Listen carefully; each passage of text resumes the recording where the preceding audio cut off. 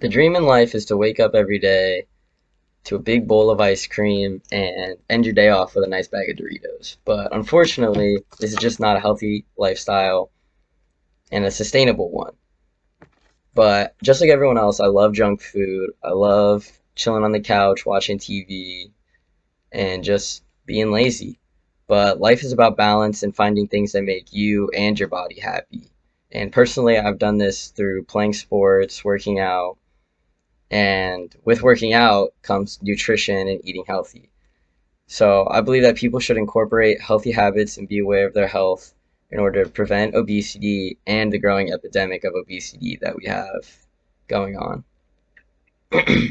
So I believe that you should consider changing your habits because of the dangers and the impacts that obesity has on future generations. So to begin, I want to talk about an article called Obesity as a Multi-System Disease, which was written by Shoheen Sharma and published on February 23rd, 2021. And in this article, she stated that increased adiposity contributes to 4 million deaths annually, which means that adiposity is another word for overweight slash obesity. So obesity contributed to 4 million deaths annually, which is striking to me because it shows the reality and how serious and the dangers of obesity that it leads to 4 million deaths every year. And the CDC posted an article called Health Effects of Overweight and Obesity, which was published July 29th, 2021. And in this article, it talked about numerous health conditions that are side effects or caused by obesity, and some of them were type 2 diabetes, high blood pressure, stroke, and forms of mental illness. And those are all things no one wants to go through. So that leads me into my next idea of what can we do about it to create healthier lifestyles.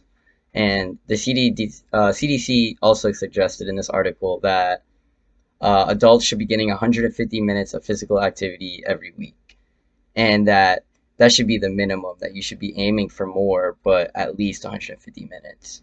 And the only problem with this is that a lot of adults are either working, raising children, or just having a hard time finding the time for this.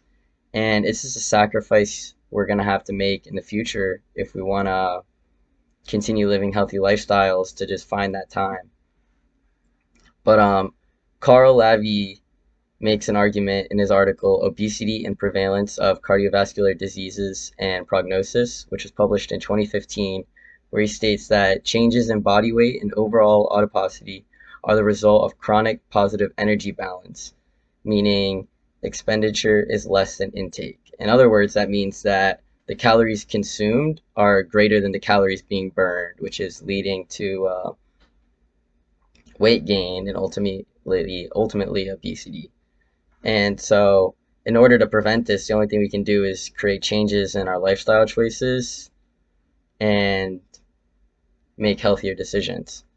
And lastly, I want to talk about childhood obesity that is happening now and how it's growing for the future.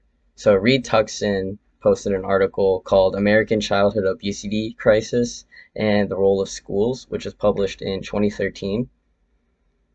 And in this article, he says that childhood obesity has tripled in the past 30 years from less than 5% to almost 20%.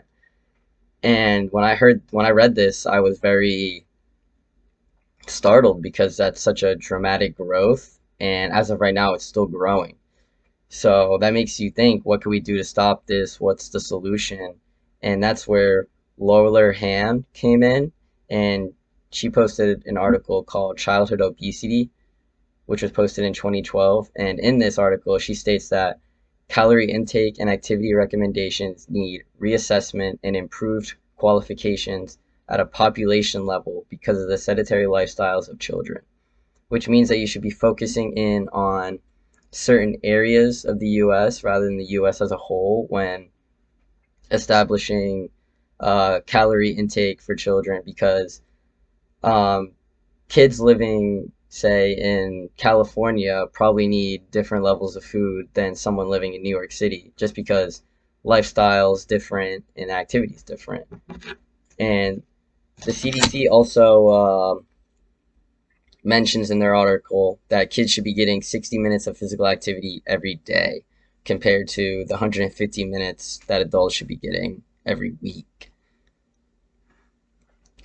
So all this shows that obesity is a serious disease and it's important for everyone to incorporate healthy habits into their lifestyle. And while ice cream and Doritos is the unbeatable combination, next time think of just grabbing a healthy snack and trying to find a healthy balance in your life.